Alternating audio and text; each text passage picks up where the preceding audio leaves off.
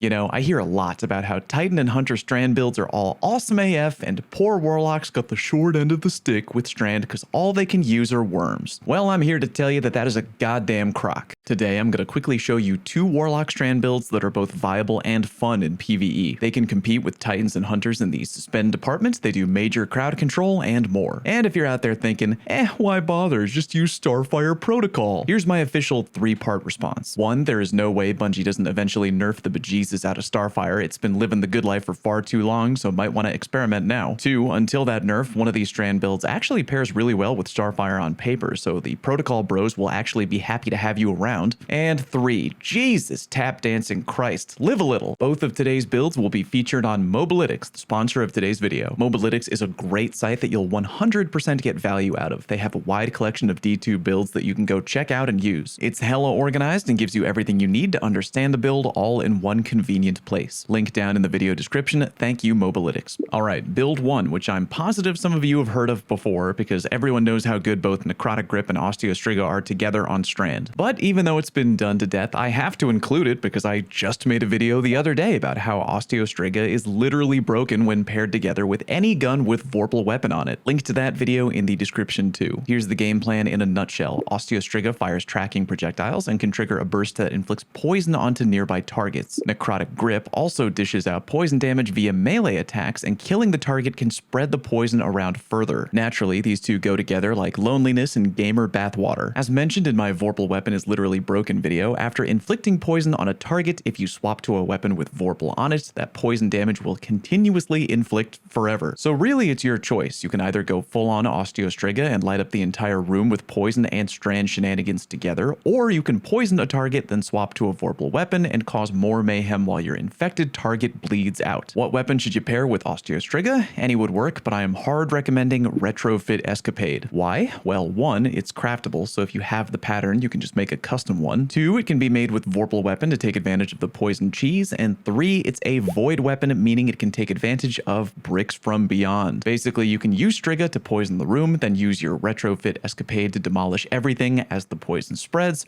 all the while hopefully generating more power ammo via bricks from beyond. This is legit an insane ad clear build that can also deal with overload champs due to overload auto SMG on the artifact, and unstoppable champs due to suspending. Alright, Fragments. If this build were a college freshman, it would major in ad clear poison damage with a minor in enemy suspension, so let's build into that. Starting with Thread of Warding, good lord. You know those kinds of grandmas, those blessed beings from another realm where you step into their home and they just keep giving you cookies and food until you literally can't eat anymore, but the food just keeps coming? With this build and Thread of Warding, you are the grandma now, but with orbs of power instead of food for your entire team. And as long as the orbs are flowing, Thread of Warding will let us become beefier via woven mail. Thread of Generation is cash because we're going to be eating our grenade a bunch, and dealing damage gives grenade energy back. Thread of Continuity is also an easy pick because it gives our suspend a longer duration, and the final pick is kind of a flex pick, but I've landed on Thread of Isolation. Reason being, Sever reduces enemy damage output, so we're therefore making ourselves harder to kill. Some people go for Thread of Mind, which I understand, but I'm doing Isolation. You, however, do you. I'm not going to try and put baby in a corner. Use whatever feels good to you. Armor mod wise, here they all are, but I'll point out a few key ones. Orb generation is huge with this build, so I want both kinetic and void siphon. That way, no matter what weapon I'm using, either Osteo or Retrofit, we're going to make it rain harder than your dad at the club when he says he's just going out for milk. The gauntlet mods are kind of weird, but because we're eating our grenades and not throwing them, we can't really take advantage of things like momentum transfer, firepower, yada yada yada. Therefore, I went with shield break charge and the dirt cheap void loader to help ramp up our retrofit abuse and maybe get some extra armor charge. My chest build is all defense mods, as is tradition for PvE content because staying alive is important. Void weapon surge and void scav are again to help continue our retrofit abuse, while recuperation is there to make us harder to kill with all the orbs that'll be laying around. You got Bomber for more grenade energy and time dilation to make void weapon surge last longer, something I'm sure we all wish we could do. My stat distribution isn't perfect because I need more spiky artifice armor, but really only 3 stats kind of matter for this build. Resil, recovery, and discipline. Build into those as best you can, IMO with the priority being Resil. So to recap, 1, munch down your grenade, 2, apply poison via Osteostriga, 3, swap to your Vorpal weapon retrofit, and do your best Arnold in T2 impersonation. If it's just a bunch of red red bars, you can use Osteostriga the whole time and be fine, but remember to use the Vorpal poison cheese on a big boss target. Munching on your nade will add random suspend into the mix, and whenever you generate orbs of power, which should be often, go and grab one to both refresh your abilities and to become even beefier with Woven Mail. This build is finger-licking good crowd control, and much like the Colonel's Chicken, it is addicting, be warned. Okay, as promised, because many of you probably already know the insane power of Osteostriga and Necrotic Grip, we got an extra build featuring maybe the ugliest exotic in the game, Verity's Brow. Don't be fooled, boys. While your drip would make even your mother cry, the only real crime would be to not take advantage of this exotic with Strand. Our goal is to A, suspend many things, and B, make huge tangle detonations via the insanely good artifact mods. Like before, Mindspun Invocation for eating our Shackle Grenade to activate Weaver's Trance. You can, of course, chuck your Shackle Grenade directly if you want, but either way, Verity will make it so that if we get final blows with a Strand weapon, we'll get extra grenade energy back for free. Nice. Thread of Generation, obviously for even more grenade energy when dishing out damage. Thread of Continuity, again, for a longer lasting suspend animation. Thread of Warding, again, because we'll be making Orbs of Power, and Woven Mail will make you harder to kill in PvE. And finally, a little bit of a curveball, Thread of Transmutation. When we have Woven Mail, weapon final blows create a Tangle. And on that note, why don't we immediately jump over to the artifact. Meet the 4 horsemen of the Strand Apocalypse: Untangler, Allied Unraveling, Counterweave, and Threaded Blast. Counterweave, stunning a champion, gives energy for your least charged Strand ability. Not OP,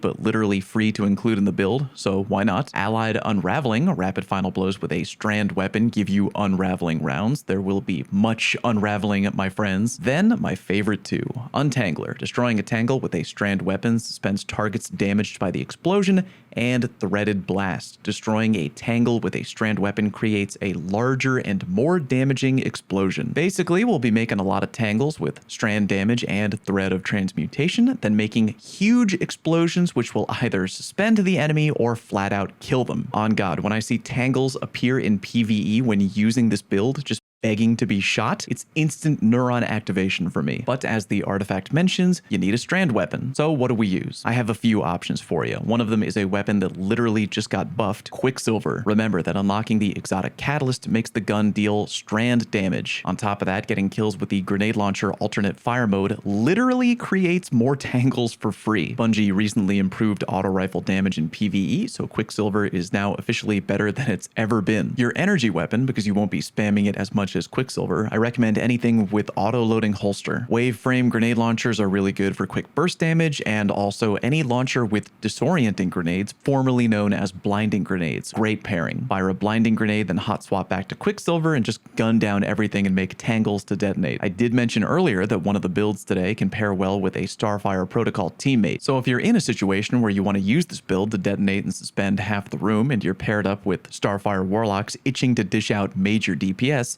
you can help them by leaning even more into the support role. Take off Quicksilver, use Rufus's Fury instead, or any other Strand kinetic weapon that you like, and now with your exotic slot free, put on either G-Horn if your team needs someone to activate Wolfpack, or even better, Divinity. Now when you need ad clear, you can nom down your Shackle Grenade and create Suspend Mayhem and get your grenade energy back fairly quickly via Verity's Brow. You also have Tangles dropping on the field, which you can then detonate for big damage and more Suspend. Then when ad clear time is over, break out Divinity and help your DPS bros take their damage to the next level. Win-win. Best part about that is that because you'll be using Divinity during DPS phase, that means your power weapon is now 100% free to help out with ad clear. And if that's the case, how about Circular Logic, a Strand machine gun for even more giant tangle detonation? Armor mod wise, here's what I got. A few key ones to point out. Strand Siphon, naturally to help make orbs for the boys and activate Woven Mail. Grenade Kickstart for even more initial grenade